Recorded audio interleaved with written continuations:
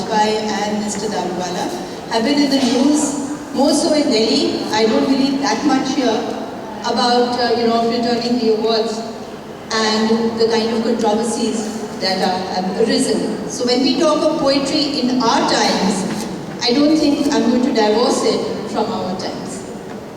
So I want to ask, I'll start with you, Vajpayee. Poetry has always also been seen as resistance in times of political difficulty, and there is this whole genre of resistance poetry in Latin America, in Europe. What about India? Do we have that kind of flavor, or is it still developing? Well, in the first place, resistance has to be read a little more vigorously than we do. There will be a kind of poetry which you can term as political poetry. It's a legitimate kind of poetry. But that is not the only resistance possible. If I can speak about Hindi, in the last 50 years, so most of Hindi poetry can be read as anti-establishment in some form or the other. It is against the academic establishment, it is against the power establishment, etc. So it's all a question of that. But you see, poetry not only in its own time, it writes its own time, of course, but it also touches the timeless. That's why we read many of the ancient poets, the medieval poets, because they still have done something which reaches us across centuries. So both these dimensions have to be kept in mind. One, poetry is rooted in time, poetry writes time, it cannot possibly not do that, on the one hand, but while writing time is also once in a while touches the timeless. And both dimensions must be looked at, not one at the cost of the other. Do you agree with that? Hello. Am I audible? I completely agree with Ashok. Once Brecht wrote 2 lines, Bertolt Brecht, and he said, can there be a poetry about the hard times? Yes, a poetry about the hard times. But as was just said, poetry is also timeless.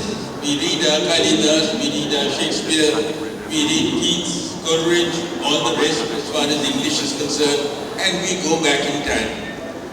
Poetry is timeless. I mean, if you are a Urduda, you will be quoting Ghalib and Zawq and Mir all the time, all over.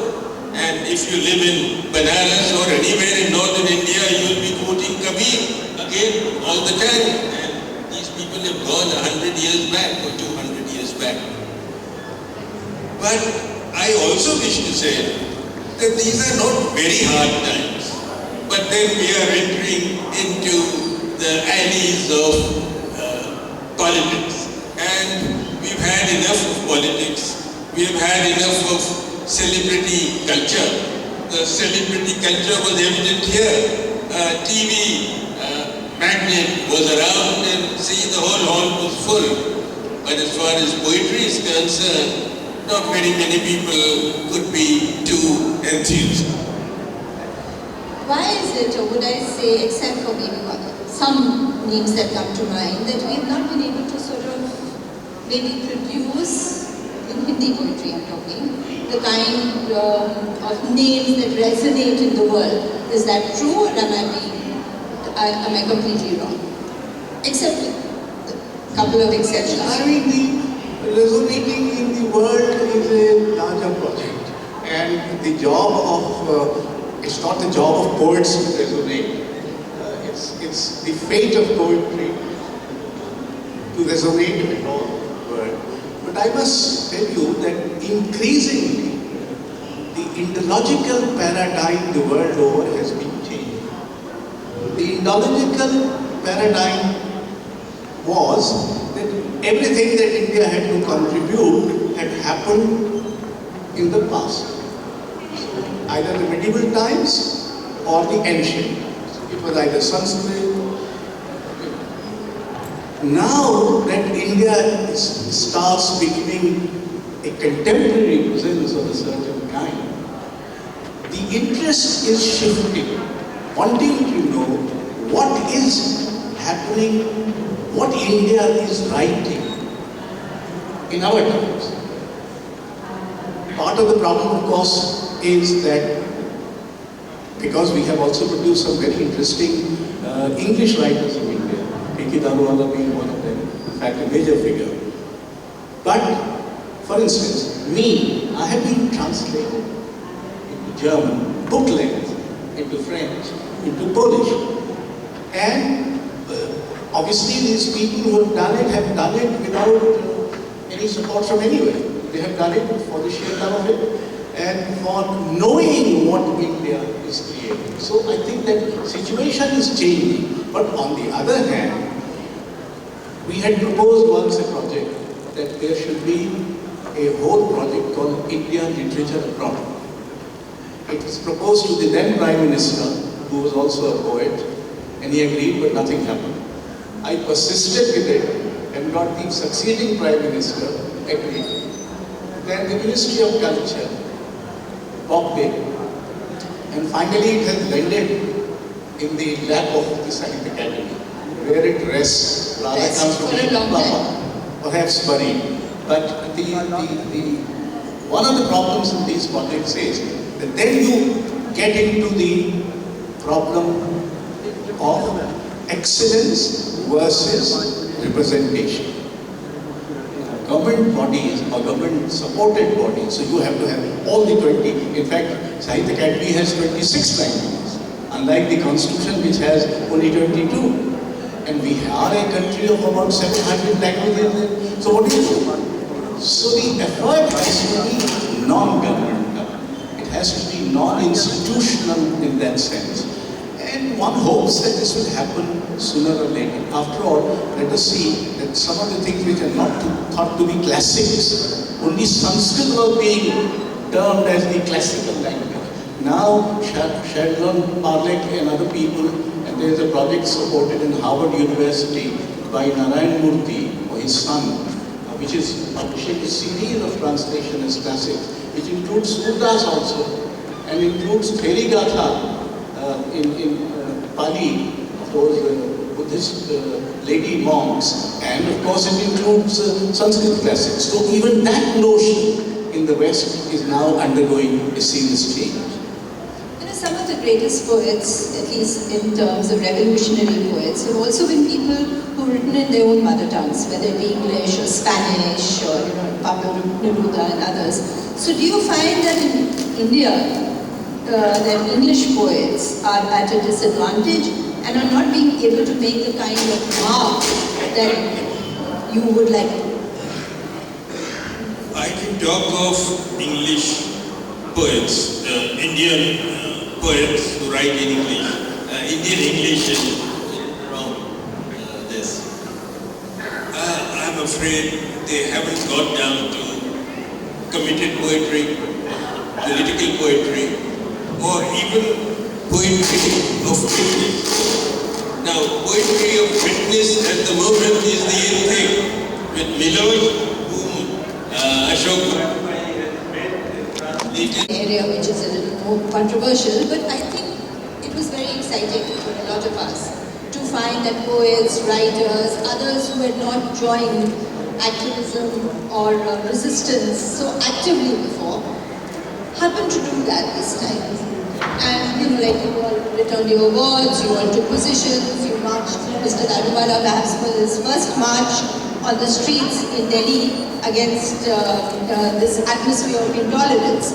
So do you think that this is something, and why I'm asking you is because it's really people are going to hear it from the horse's mouth, and I think it is very important for us to know whether this whole thing is why are you returning the awards, why are you not returning the awards, why should you return the awards, why did you return the awards?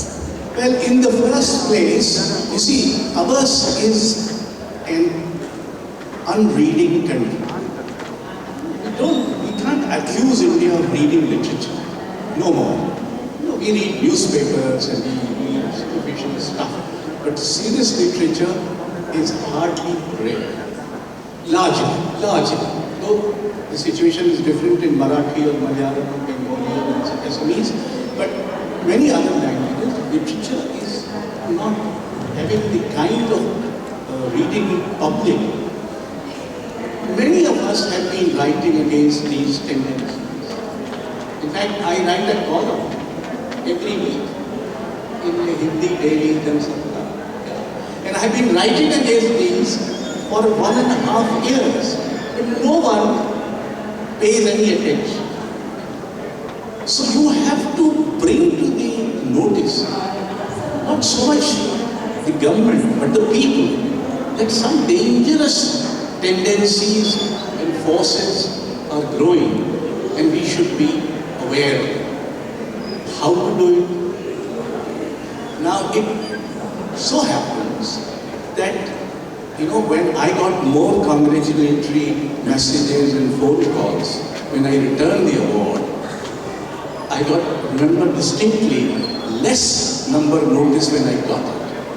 Right? So this is how it is. And the interesting thing was that it was the writers who did it first. This is for the first time in the contemporary India that writers took a lead. They dramatized the issue by returning the award. Many awards, we all returned the money. For many writers, it would have been a very difficult decision. Because, to return a lakh of rupees or whatever is not an easy decision. Writers are not so well paid. We met the president the other day, only 4 days ago. 3 of us had gone to the president. And the president said that returning the award is a form of protest. He also said by leading the writers have brought in artists. There are 400 artists and gallerists, curators who have signed a petition. There are 500 scientists, and all their statements and petitions start with the lead taken by the writers. And the President himself said that it is evident that this has been spontaneous. And he said, you have succeeded in making the issue become a matter of national debate. This is what the President said. Now, what more can we do? We have only brought this, and we have, on the 1st November when we organized a thing called Pratilo, the statement that we got openly and unanimously endorsed tried to remind all the political parties and the state governments and central government that you are all children of the Constitution, and it is incumbent upon you to abide by the spirit and values of the Constitution in the first place, to protect its spirit, and whether by silence or covert action, not encourage those forces which are spoiling. A while back it was said, India is not in problem. We never said that India is in problem. It's true. We know India as well as perhaps you do, and we know that India is not in problem. Common people are not in problem. There are only some forces, but they have become so visible, they have become so effective that they have to be resisted. And that's all we did.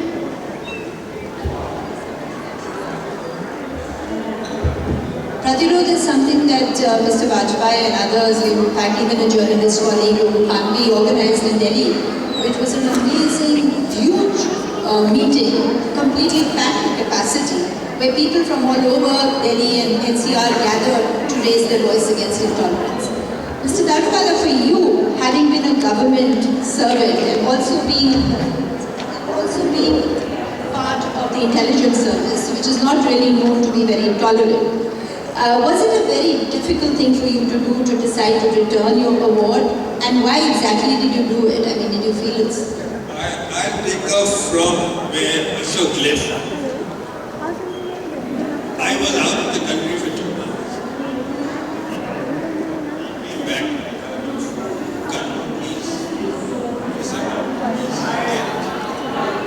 you hear me now? Shall I go there? Can you hear me now?